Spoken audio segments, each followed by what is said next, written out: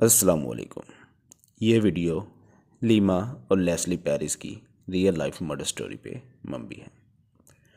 فروری 1961 کو Caroline Lima and lastly Paris پہلے سے طے شدہ جنسی تصادم کے لیے فریڈ ٹونز کے دفتر پہنچے۔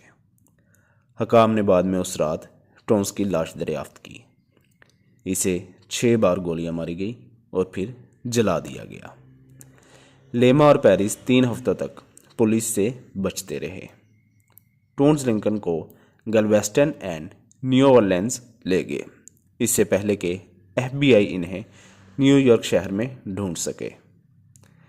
بیٹنی کالج، جیسا کہ بیوسٹن پریس نے ان کا حوالہ دیا تھا، اگلے مہینے بیوسٹن میں واپس آئے تھے، جنہیں قتل کے الزامات کا سامنا تھا۔ اپنے مشترکہ مقدمے کی سماعت کے دوران لیما اور پیرس نے اپنے دفاع میں ٹونز کو ہلاک کرنے کا دعویٰ کیا۔ 24 مئی کو پریس کاؤنٹی کی جیوری نے قصوروار فیصلہ سناتے ہوئے دونوں کو موت کی سزا سنائی۔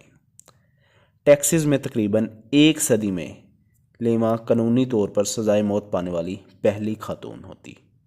فیڈرل سرکٹ جج جان اور براؤن نے 29 مارچ 1963 کو اس جوڑے کے مرنے سے صرف 4 گھنٹے قبل پھانسی پر روک لگا دی تھی۔ امریکہ کی 5ویں سرکٹ کورٹ آف اپیل نے بعد میں فیصلہ دیا کہ استغاثہ نے جوڑے کے لیے سازگار شواہد کو دبا دیا تھا اور دونوں مدعا کے لیے نئے ٹرائل کا حکم دیا تھا۔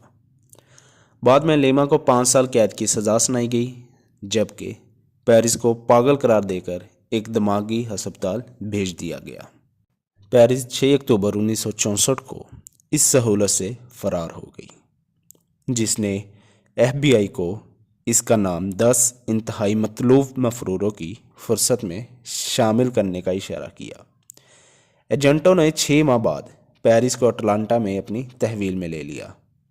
ٹیکساس میں اس کی حوالگی کے بعد اس پر ٹونز کے قتل کا دوبارہ مقدمہ چلایا گیا اور اسے 15 سال قید کی سزا سنائی گئی، جس میں 5 سال گزرے۔ پیرس اپنی رہائی کے 10 سال بعد ٹرانسجینڈر کے طور پر سامنے آئی۔ اس کا انتقال 2005 میں ہوا۔ آج کے لیے اتنا ہی۔